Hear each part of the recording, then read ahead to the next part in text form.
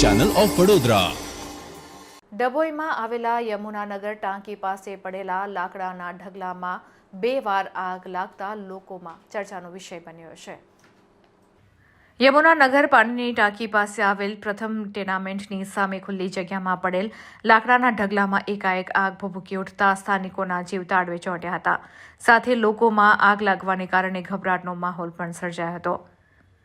પ્રથમ ટેનામેન્ટના સ્થાનિકો દ્વારા ઘટનાની જાણ પરેશભાઈ રબારીને કરતા તેઓ ઘટનાસ્થળ પર આવી પહોંચ્યા હતા અને ત્વરિત ડભોઈ ફાયર બ્રિગેડને જાણ કરતા તાત્કાલિક ધોરણે ફાયર બ્રિગેડના કર્મચારીઓ આવી પહોંચીને આગ ઉપર કાબૂ મેળવવાના પ્રયાસો હાથ ધર્યા હતા।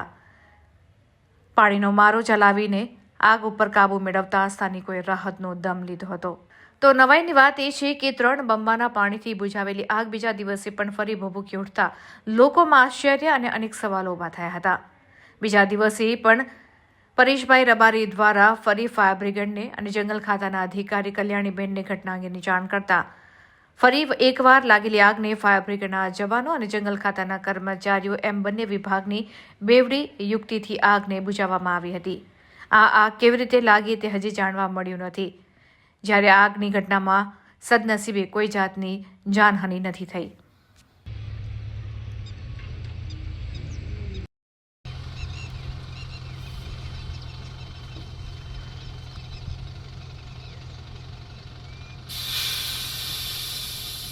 ગઈકાલે રાત્રે પ્રથમ ટેનામેન્ટના રહીશોનો મને ફોન આવેલ કે સામે પડેલ લાકડામાં આગ લાગી છે।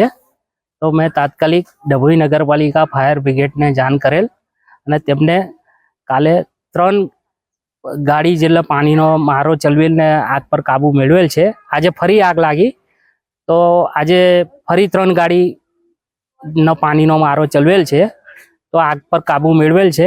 મેં કલ્યાણીબેનને ફોરેસ્ટ અધિકારીને પણ સંપર્ક કરેલ કે આ લાકડામાં આગ લાગી છે તો એનું કંઈક નિરાકરણ કરો, તો એમને જેસીબી મોકલેલ, આમ તેમ મદદ કરી છે।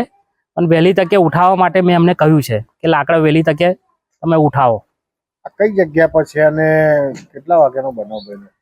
આ ગઈકાલે રાતે વધારે આગ લાગી હતી। મેં સ્થળ પર આવેલ ને જોયેલ હતું।